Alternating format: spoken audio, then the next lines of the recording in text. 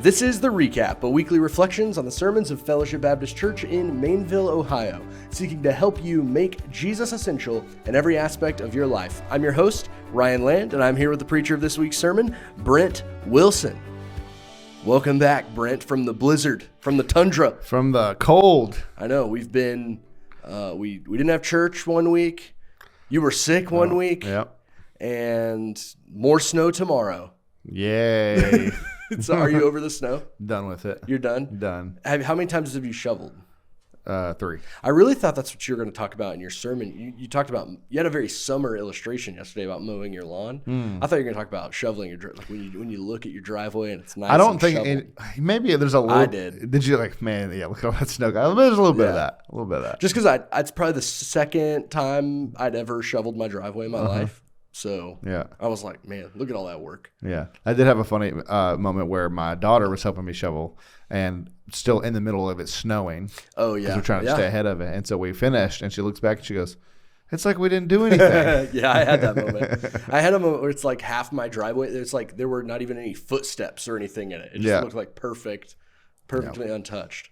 Okay, well, I'll just have the shoveling be the icebreaker. Okay. Because I feel like we got a lot to talk about. We had a lot of questions come in. Okay. And I feel like there's a lot of things to talk about. And I felt like it was a very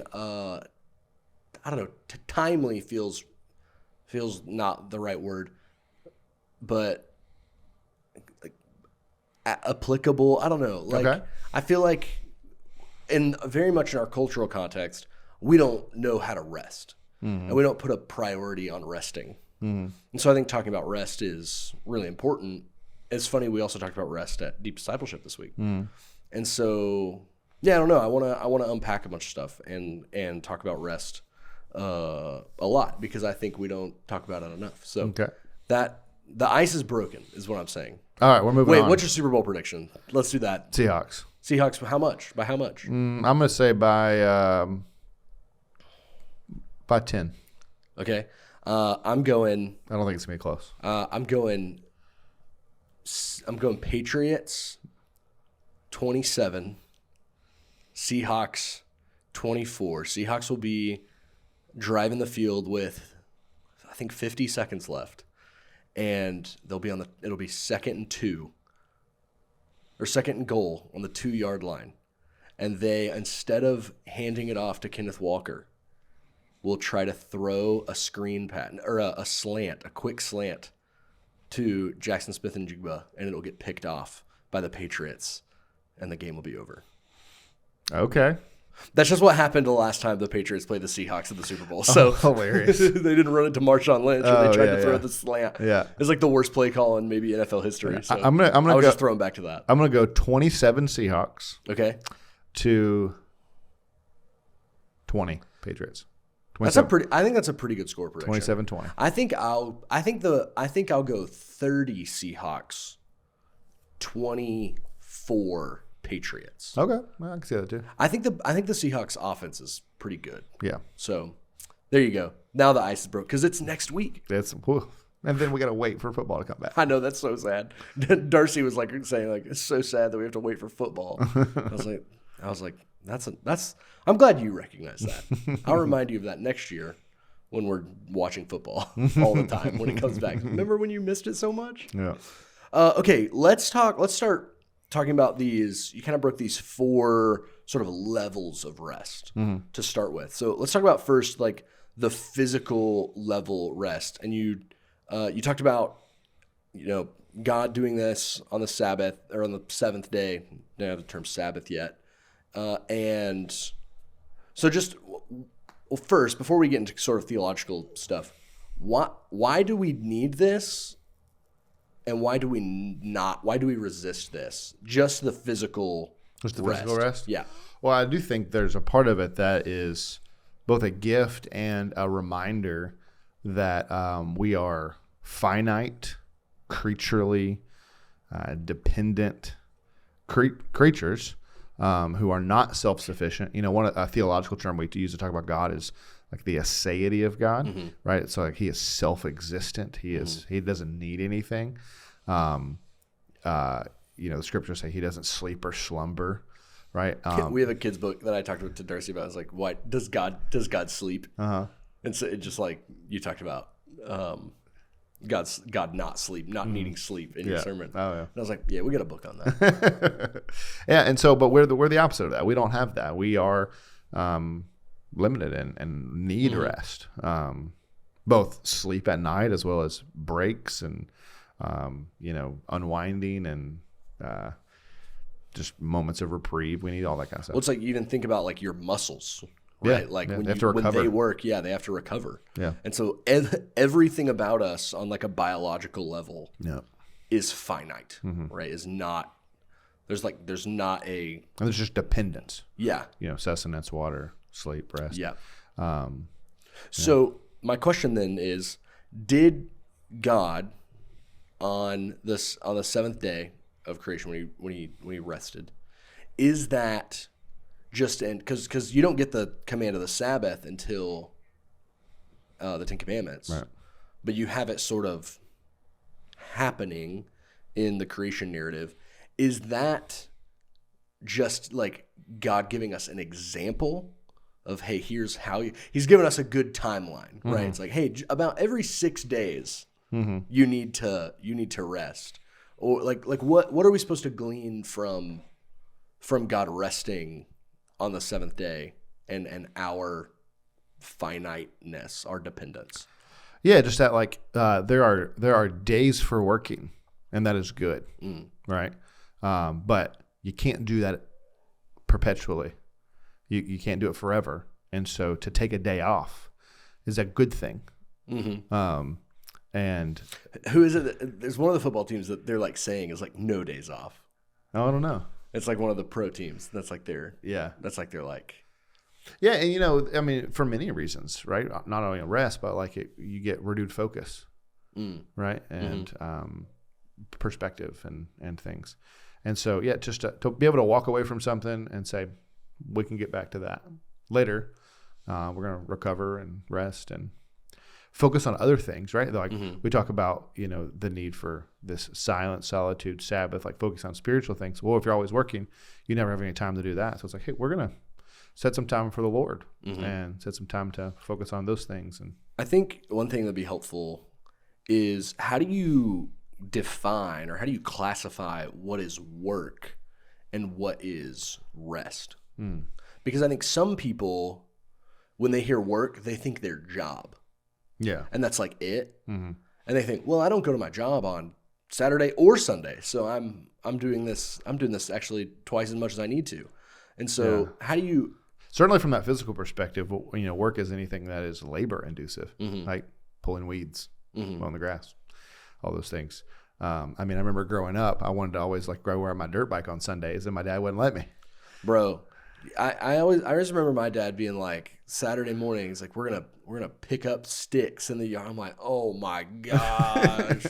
It's like he's asking me to like break rocks like on a chain gang for 12 hours. And it was like, hey, I need you to pick up sticks for an hour. And I was like, whoa, this is the worst. This is the most intensive labor that's ever existed. Well, that's funny.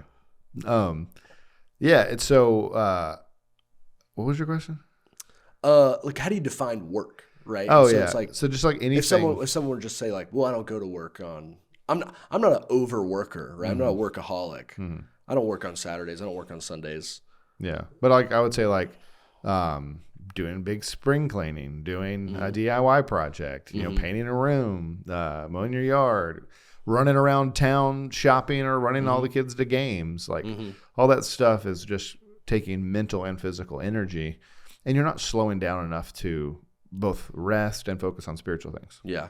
I think the slowness, I don't know that we have time to talk about that like at length, but I think that is like a key piece of it that we hate is that rest is slow and boring. And like, yeah, it's like you even talked about people needing vacations from their vacation. It's like, because what our vacations are is, hey, let's go to Disney World and like run around in the heat for 12 hours and eat crap and drink soda and like it's exhausting, right? And it's like, it's fun, but I don't know that it's rest, you know? Oh yeah, certainly not. Recreation. There's a distinction, right? Between there's R and R. Yeah. Rest and recreation.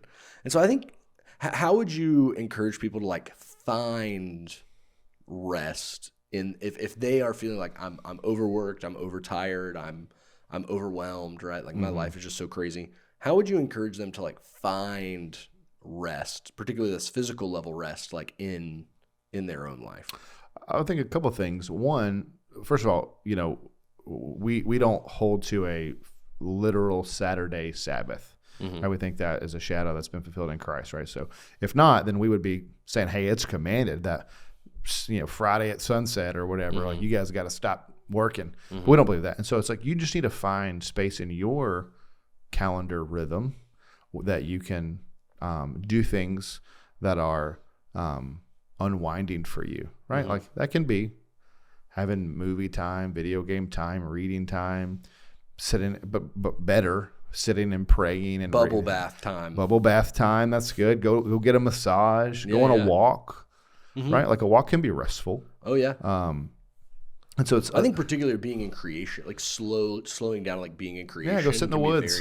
Can be very restful. And spiritual, right? In a way that's like, I mean, in a way that, you know, kind of everything is spiritual, but there's something unique about being in God's creation, right? That sometimes special. We have a physical weariness that is really downstream from our mental weariness, and we just feel physically tired. Not that we should be, but because it's downstream from the mental, and so even not sleeping, it's going to be helpful. Just like sitting and reading and contemplating and just taking your mind off things and on other things. Yeah, it's going to be helpful. I think the other thing that it's like, Nate talked about this at Deep Discipleship. We were talking about Sabbath. Was like no one accidentally rests. Yeah, you got to schedule it. You have to prepare. You have to schedule it and prepare for it. Yeah. Like if you're never resting and you're never preparing for a 2-hour block, a 6-hour block, a day, whatever it is, it's never going to happen because something's always going to. There's always something to do. There's always going to be something to do, right? Yeah. And so preparing for it and then anticipating it, not scheduling things during it, all that. So that's what I would say is just pick a time and then prepare the rest of your week to rest during that moment, that, you know, whatever stretch of time that is. Yeah. The other thing I would say is like, you know, plan for good sleep, right? Like I saw this fascinating report that I can't remember if it's daylight saving, the one where we lose an hour of sleep, heart attacks go up by like 30% or something that day. Fascinating. It's just like shows you how much sleep matters for your body. And so it's like, don't be trying to always be going on 6 hours of sleep. Don't have a baby. Yeah, that'll put a damper on your sleep. Yes. But it's like when you know that's the case, or you know you have to get up early or whatever, it's like, you know, you just got to plan to go to sleep, get good rest. Yeah. Like that matters. For sure. So you talked about the mind. Let's move to like the mind level rest. And so you talked about this once, that the physical level is a reminder of our dependence, and that the mind level rest kind of is centered on trusting God's provision and care. And you kind of used the example of the manna in the wilderness. Unpack that illustration. Why are those two things related? Like the manna in the wilderness and us getting mind level rest. Yeah, these are categories that I kind of made up as I'm trying to understand. Okay, when the text is talking about this kind of deeper rest that's beyond the physical, it can be a little abstract, right? And like kind of super spiritual. It's like, okay, so what does this look like, boots on the ground? And you begin to think about these categories: mind, heart, soul. And this is kind of what made sense to me as I'm thinking about the illustrations that are being used in the text and how that relates. And so, one of the things you see with these Israelites in the wilderness is, God's doing these amazing miracles, parting the sea and guiding them with tornadoes of fire. And then when they're hungry, he's like, oh, here's bread. It's just going to appear. All you've got to do is go grab it. And then they scoop it into your bag. They complain and they get meat, right? Because, here's quail falling from the sky. You need water? Boom, here's a log that makes this bad water good. Here's water from a rock. And so they're seeing all these things. And water from a rock. Yeah, from a rock. Why not a rock? And they're showing these things. And one of the interesting things about the manna is that God gives it to them, and he specifically tells them, do not hoard up some for tomorrow. Mm-hmm. You need to trust that I'm going to give it to you tomorrow. And the next day. Except on Friday. Except on Friday, we can say, he's like, on the Sabbath, and on that day, I'm going to give you enough for 2 days, and then you can. Mm-hmm.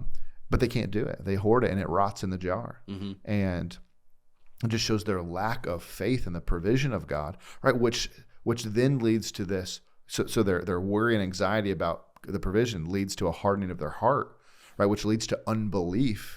Right, mm-hmm. Which is not trusting God, and so they're just in this whirlwind, and they're always complaining and nagging, and then they, it's interesting when you have a hard heart, and your mind now is debased, as Romans 2 would say. They're like, it's better for us to be in Egypt. Mm-hmm. At least we could eat there. Mm-hmm. It's like, you're actually eating now. But like, better for us to be in Egypt as slaves than die out here. It's like, why do you think you're going to die? You have everything that you need. Mm-hmm. And so they can't even think clearly because they don't have faith in the provision of God, even though the provision of God is right in front of them. And so I think a lot of times for us, we are living stressed out lives. Sometimes it's because we've lost our job or the economy is bad or whatever. And then sometimes it's just like social stresses or whatever, we got going on. And so we're just constantly in this fast-paced, anxiety, stress, whatever, and we don't think God is going to get us through these situations, and we don't slow down enough to think about the years that we followed God, and all these things were hard, and we got through them all, and we're just fine.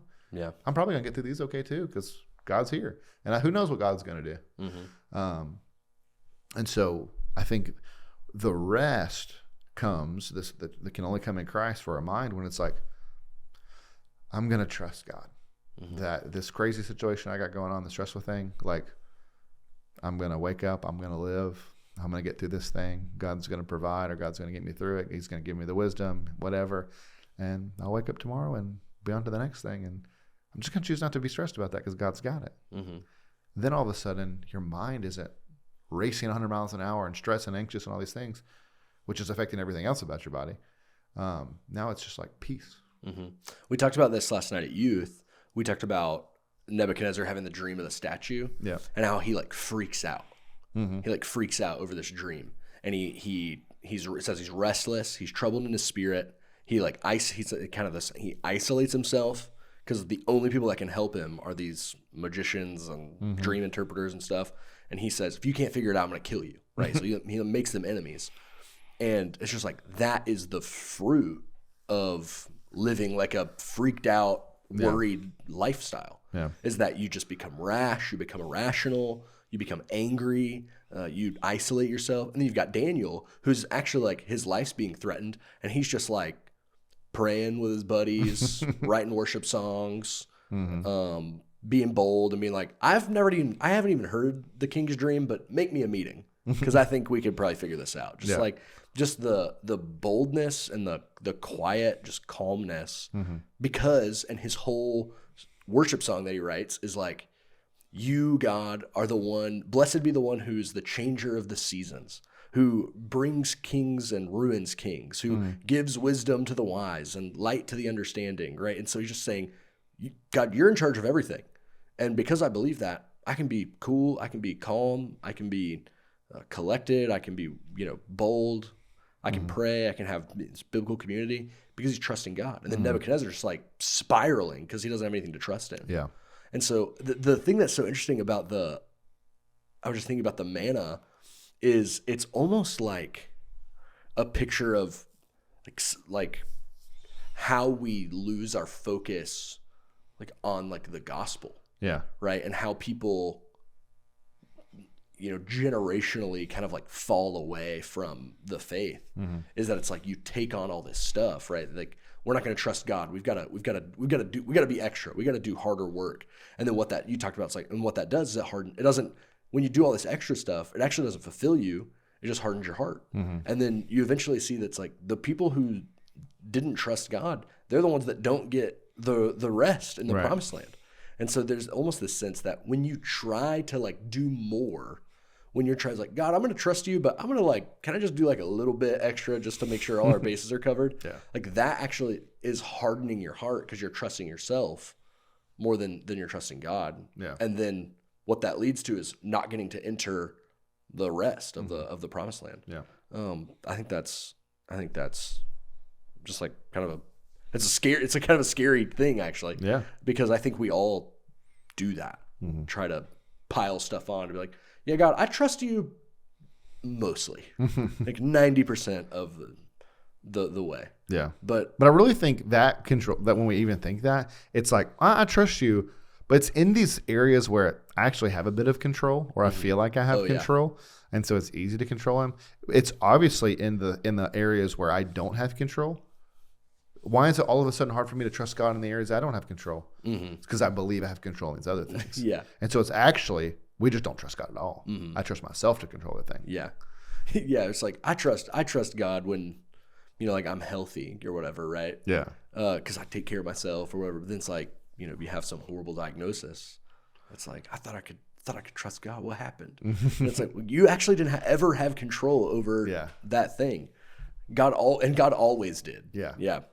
One of the things you talked about is how Jesus talks about anxiety in the Sermon on the Mount, and the the birds. What is the Rich Mullins song?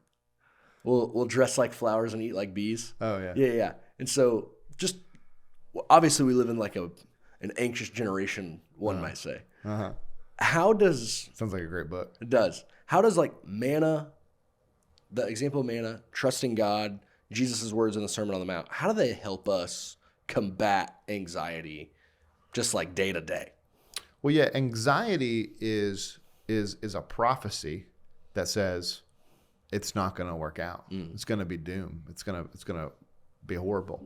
The sky is falling. Yeah. Yeah. And you're choosing to listen to that prophetic voice instead of the prophetic voice of the Father, of the Redeemer, who has said, I feed all the animals. I take care of the flowers. You're way more important than them. Why would I not do that? Or Romans 8, that he's given us his son. How will he not also with him graciously give us all things? He's given us the most important thing. Why would he stiff you on something less? Yeah. And so it's which word will you believe? And then what does it mean to actually believe it? Not just to say it, but to actually lean into it and go, okay, God. Instead of holding my hands with tight fists like this and trying to hold on to things, it's just like, okay, I'm gonna open them up, let go, and just I'm gonna move on. Like I'm gonna do the things I can do, right? Like there's accountability, responsibility on my end. It's like that. It's like the old wives' tale, or the old legend about the guy who gets the flood call on the radio. Oh yeah, right. And then the boat comes and the helicopter comes. God's gonna help me. The radio call comes. Yeah. God's gonna help me. He dies. Like, what are you doing here? I sent you a radio message. I sent you a helicopter and a boat.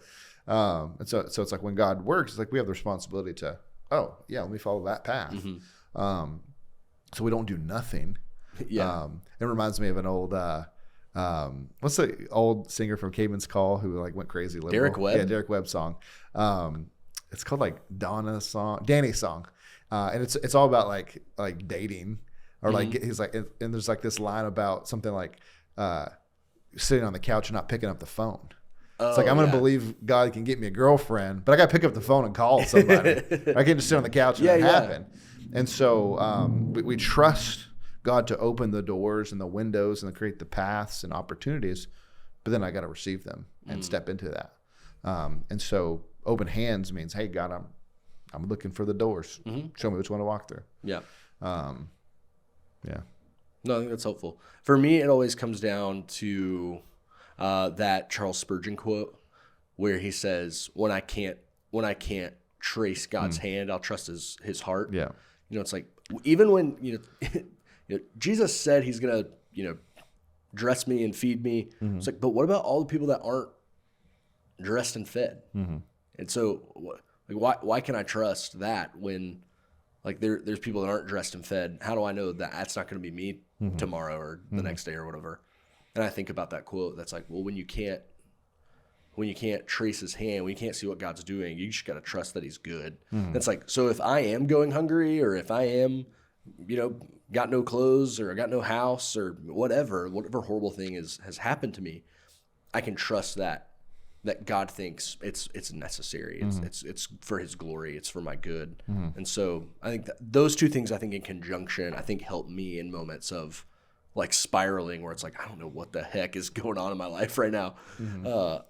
So physical, mind, let's talk about heart. This one you kind of rooted super helpfully in the question of identity. Why does our identity cause, or struggling with our identity or doubting our identity or whatever, why does that cause restlessness? What is it about our identity? Because it's something you have to work for. You're constantly having to keep up the image, keep up the identity, and prove to everyone else that you are that thing, right? Like, for example, like I want everyone to think I'm so smart, right? So I've got to constantly know everything about whatever's going on or whatever, and be chiming in about things and making sure everybody thinks this of me, right? That's exhausting, right? I'm always got the mask on. You always got to prove you're right. Yeah, I always got to prove myself, and if anyone thinks for a moment that I'm not the smartest person in the room, then I'm spiraling and freaking out. And I've got to work, right? So there's all this work, right? And whatever that identity is, right? Maybe it could be I'm the prettiest or whatever. Yeah. And so it's just. I think mostly the thing is like just like almost like successful. I don't mean like financially. I just mean like you got a pretty wife, you got good, well-behaved kids, you got a solid job, like you're living like a picture perfect. Yeah, picture perfect life. I think that's generally what people are trying to prove they're doing. Yeah. And so, these are just idols. Yeah. Right. And so whatever your idol is, like it takes a lot of work to maintain that, keep it up, keep the mask on. And that's exhausting.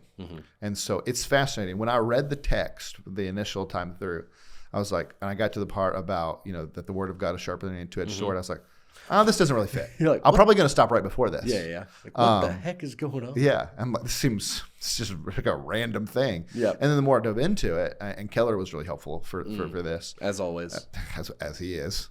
It was like, oh. Like it just kind of connected the dot for me that the way to rest on this heart level is when God's word like pushes past the mask, pushes past the false identities we build our life on, and it leaves us bare and exposed. And only at that place can we finally find the rest of peace and like I don't have to prove anything anymore. Like I'm exposed. Here I am. Well, it's interesting too thinking about Adam and Eve. Yeah. That you talked about this in your sermon. That's like when they're in perfect communion with God, perfect communion with each other. What I can imagine is restful. They're exposed, right? They're naked. And then when that is severed and their identity is in question, right? It's like if they're disobeying God, who are they? That's when they cover themselves in shame. Yeah. Right. And so I think we're putting like, these fig leaves of this other stuff on just to cover up our inadequacies. Shame. Yeah. Absolutely. And that's exhausting. And so, like, you got to get to this place where it's like, all right, I'm just content with being me. Right. I'm at rest. Like, this is who I am, faults and all. It doesn't mean it's like your faults are okay. Yeah. But it's like, let me, what do you mean when you say that? Right. Cause what that sounds like is, whatever, like, complacency. Someone just like a jerk, right? And it's just my personality. Like, hey man, that's just how I am. Yeah, no, but it means that I'm at rest. I'm okay with this is where I'm at right now, and God loves me. Yeah, where I am. That doesn't mean I don't have growth. Doesn't mean I don't need to change. Doesn't mean I don't need to fix things. But I don't have to pretend to be something I'm not. I can be like, hey, you know what? Like, I think about Connor. Like Connor has a freedom a lot of us don't have because everyone knows his sins, right? They know about his drugs and his past and his going to prison and all this stuff and the tattoos all over him, right? Like kind of give it away. And so he can just rest and like, no, that's who I am. And God has delivered me from it. I don't have to try to pretend to be this cleaned up, whatever. It's like, no, this is my past. This is who I am. And I don't have to hide from that. Yeah. And so there's a contentment and a peace and a rest that comes from, this is where I'm at. And God's working on me, man. God's fixing me. But it's like even that attitude actually makes sanctification easier. It's like when we're trying to like hide and like pretend like stuff's okay, it's like actually inhibits like the work of sanctification. But when you're just like, yeah, I'm screwing up all the time. And it doesn't change my standing with God. It doesn't change my standing in my church or in my family or whatever. And so you can say, so I can be forgiven. Like God's forgiven me for that. I can forgive myself for that. I can seek forgiveness for that, and I can move on. Right? I can grow. Yeah. And so I didn't want people to be like, yeah, so just like Yeah, right. yeah. So Once my false identities are gone, I don't have to pretend to be that thing I'm not anymore. I can just be me and be open and honest about the good, the bad, the ugly, and how God is taking me on a journey to fix those things. And like, hey, that's cool. That's who I am. I don't have to hide that. And like particularly just that, like you just by your nature of existing as a human being have value, have dignity, have worth because of that. Like you don't have to do anything to earn like value. You don't have to do anything to earn worth or whatever. You can't lose it because you're just a human being made in the image of God. And so trying to earn that stuff is dumb because you already got it, you know? And when you're in Christ, right, not only do you have just value as a human, but now you have union with Christ. And so you have Jesus's wholeness. You have Jesus's perfection, right? And so when God looks at you, he doesn't see like all the screwed up stuff about you. He actually sees the perfect obedience of Jesus. Right. And so, yeah, that is when like you can actually like let go and say like, yeah, I'm not like, so whatever, this is just who I am, but yeah, I'm screwed up and Jesus is making me whole, right? Yeah. And I don't have to be worried about I don't being, people can see me. yeah. And they can see my faults, and it's like, hey, that's cool. Yeah. Jesus knows about them too. Yeah. He's It's forgiven them. It's like if I did a painting and I showed, you know, some random dude on the street and I was like, hey, what do you think of this painting? He was like, I think it's terrible. And then I showed it to like Makoto Fujimura, who's like this great Japanese painter. And I was like, hey, Mako, what do you think of this painting? And he just like talks about how awesome it is, how great it is. It's like, I don't care what the random dude on the street said about the painting, because this guy that actually knows what he's talking about is affirming it, is encouraging, right? And so it's the same thing with God. It's like, who cares what Joe Schmo down the street thinks about you or says about you? Because God, who actually knows what's what, thinks you're ultimately valuable and ultimately worthy and lovable and all those things. That's good. Okay, soul level rest, resting in the gospel. I want to just lay this up very easily for you. I mean, maybe not. Like how, through all these things we're talking about and in our souls, how does the gospel, the good news, how does it provide rest? Because I think some people would say it actually just provides shame, or it provides a list of rules for me to follow or whatever. And so how does the gospel, how does it provide rest sort of holistically? Well, I think that we love the law, and Not me. I fought the law. There's this the law another Derek Webb song. He talks about like basically we don't want the nuance. There's like a line like, just give me a shot of grape juice. Yeah, I do remember. You know what song I'm talking about? Yeah.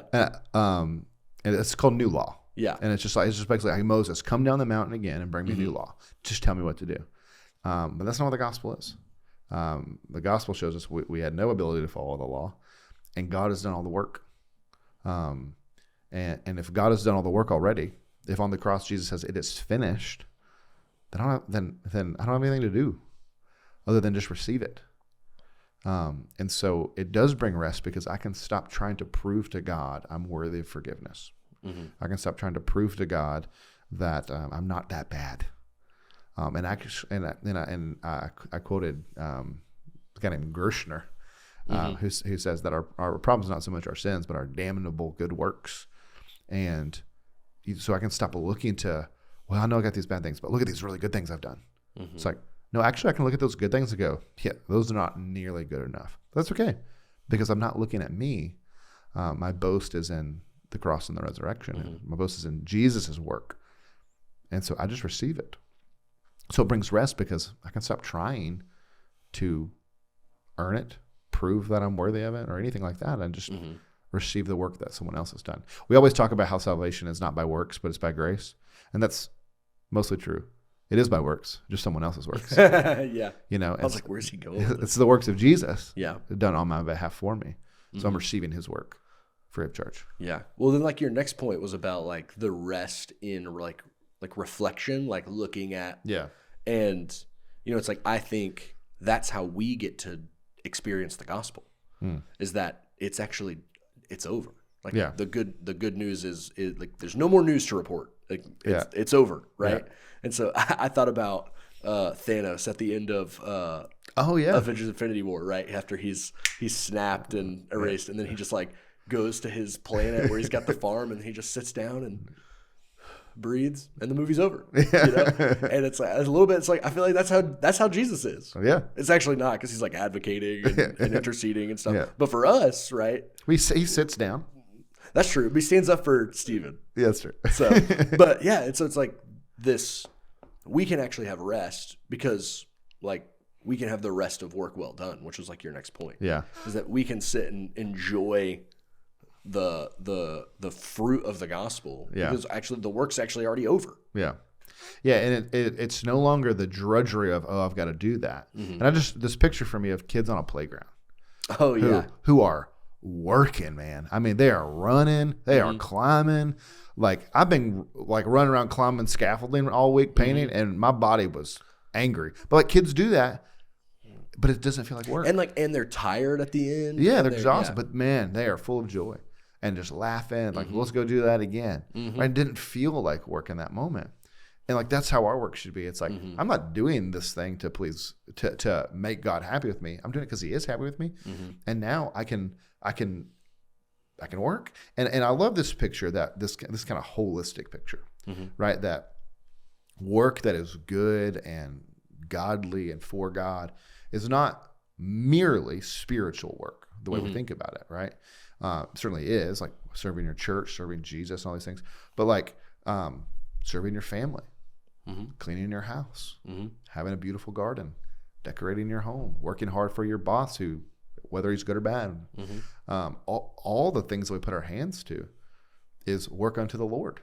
And we, Tolkien talks about how we're sub-creators, right? And so it's like when we make something or paint a house or make a flower bed or whatever we do, and we're like, man, yeah, look at that. It's like we are entering a very beautiful spreadsheet. Yeah, or a spread of food. No, come on. Yeah.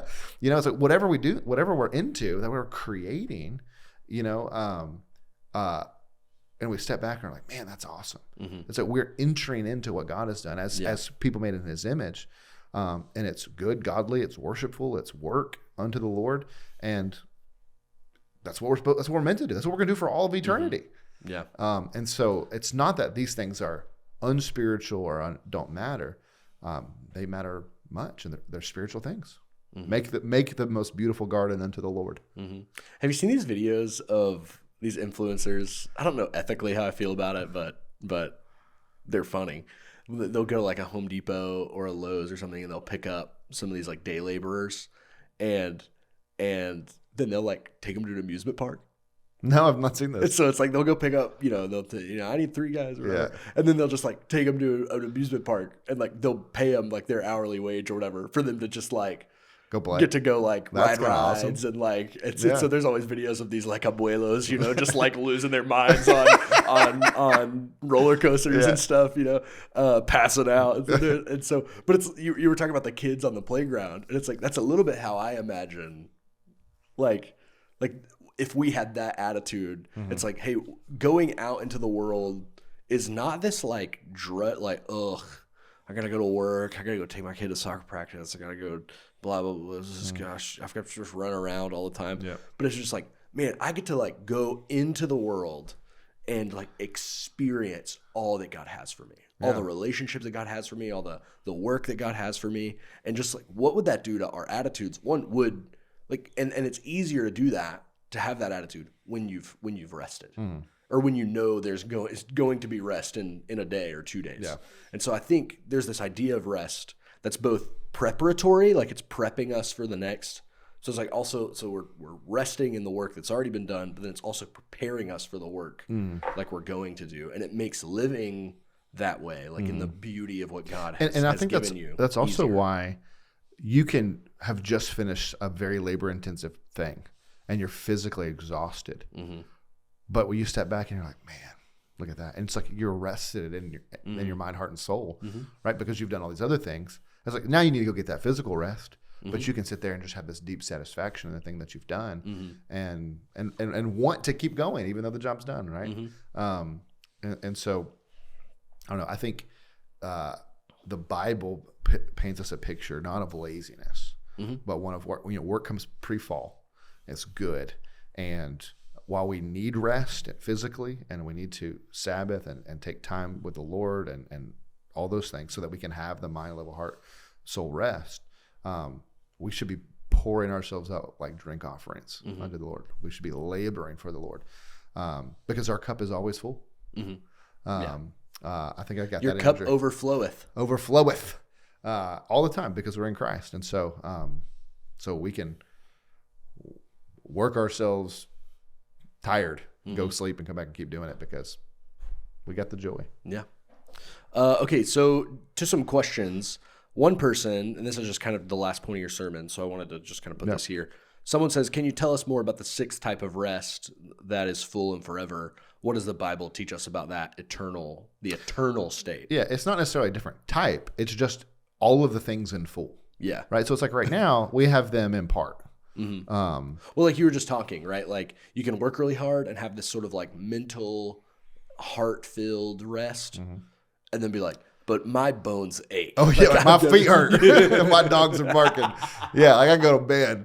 Yeah. But in the new creation, you will be able to labor and then be like, you're not even sweating.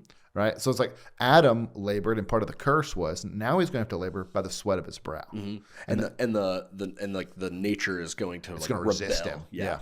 And so so that won't Just be like the case. we rebelled against God. Yeah, that won't be the case anymore.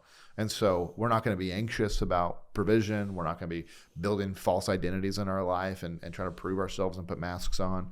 We're not going to be worried, does God really love me? Is he really going to forget me? We're just going to be at peace with all those things. We're just going to be at shalom and just, it's like, all right, cool. You want to build a rocket ship? Yeah. What do you want to do? One of my, Ray Ortland does this like very extended illustration where he talks about what heaven's going to be like.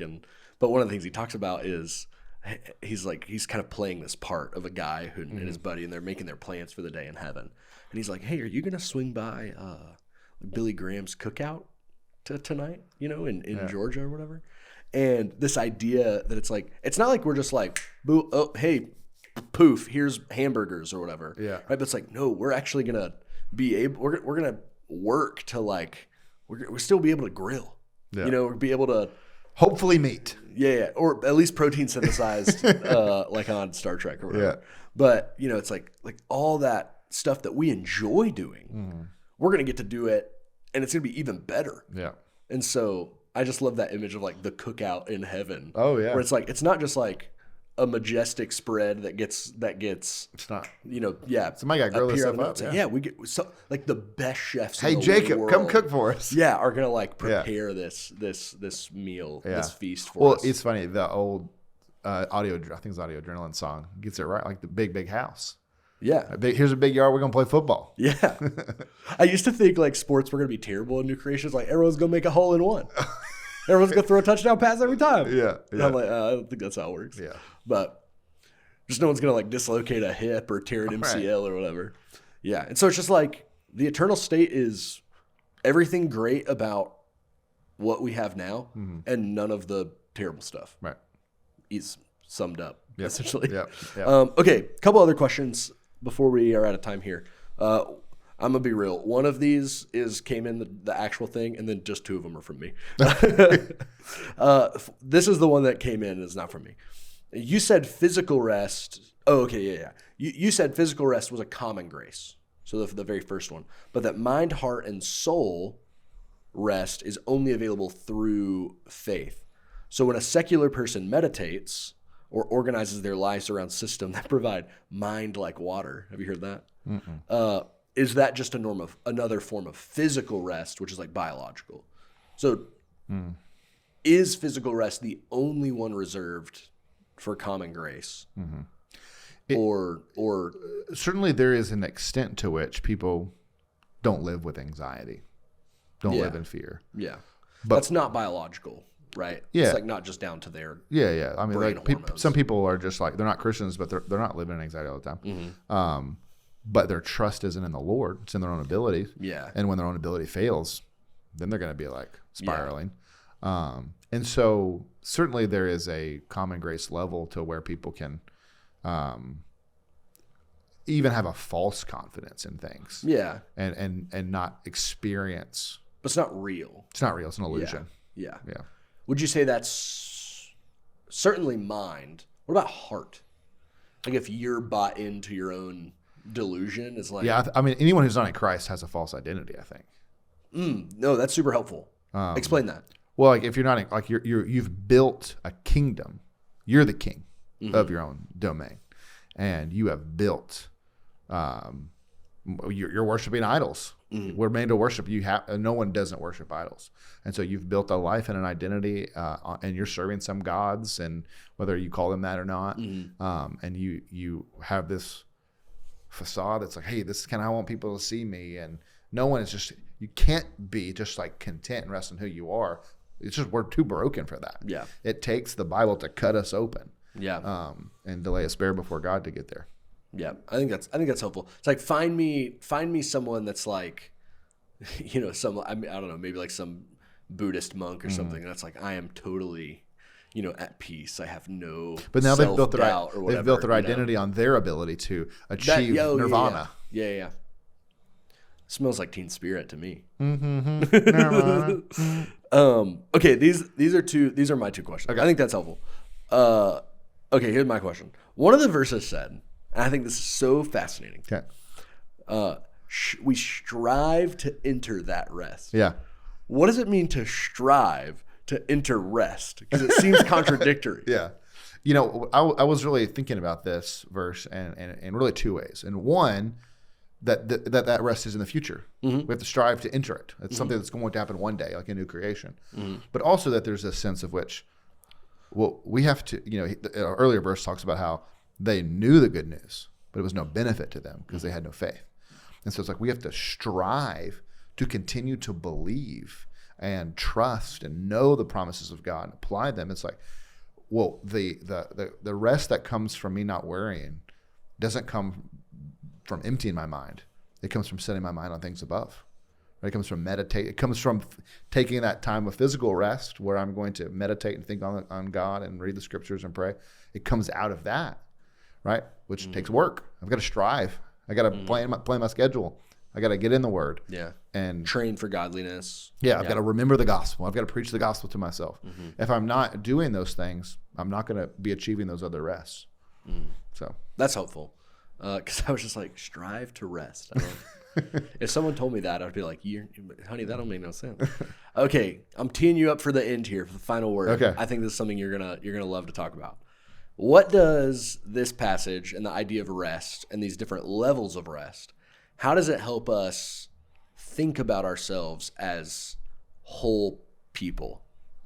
What does it teach us about humanity as like we are not part, we are a unity of all of our different things, body, mind, heart, soul. Well, our mission statement as a church is really embodied around this idea of making Jesus essential. And as a way, sometimes I'll say like making Jesus essential in all of life or in every aspect of life, like hearts, minds, everything that we do. And that's because we have this idea of the secular sacred distinction, right? These are spiritual things. These are secular things. These don't matter. But really, like Jesus doesn't want to be the mayor of some of our life. He wants to be the king of all of it. And so where you work matters. Your health matters. Your home life matters. Your hobbies matter. Your finances matter. All to God. How you think about them matter to God. And so we are not souls trapped in meat suits who will one day be delivered from our meat suits to go back up to the astral plane. Or floating in heaven with halos and harps and angel wings. We won't be angels. Yeah. We're going to be resurrected humans with physical bodies, who are going to work and labor, who are going to go on great adventures, who are going to build things, who are going to read and tell stories, who are going to jump and run and play. And so we're these whole people who are meant to have all of life. And I think Christians sometimes just think about these like spiritual things, which are good, like Bible study and prayer and taking care of the sick and the needy, like and all these things. These are good things. We should do those things. Mm-hmm. But it's also incredibly Christian to plant a garden, to grow tomatoes. I think about Beth Moore when she talks about, like, she grew these giant cucumbers, and she's like, these are God's cucumbers. Yeah. Right? These are amazing cucumbers. And it is really good to do a DIY project in your home and make it more beautiful. Right? You serve a God who made a world who's beautiful. You're like, I'm in the image of God. I naturally want to make things more beautiful. That's why we decorate our homes. That's why we put pictures up, paint. Like, why don't we just live in all crummy shacks, right? Because we're made in the image of a God who made things beautiful. Yeah. And so we are these whole humans. And so we need to see the whole world through this Christian lens of God made this world as our playground. Let's go enjoy it. Whether you eat, drink, or whatever you do it to the glory of God. Yeah. That's a great spot to end. Anything else to add? I think. No. All right. Well, thanks for joining us for the recap. We hope this conversation has encouraged you to keep striving to make Jesus essential in every aspect of your life, like we just talked about. If you aren't part of our church family, we'd love to meet you on a Sunday morning. We gather for worship at 10:30 a.m. And for more information, you can always go to myfellowship.church. Thanks for listening. Be blessed.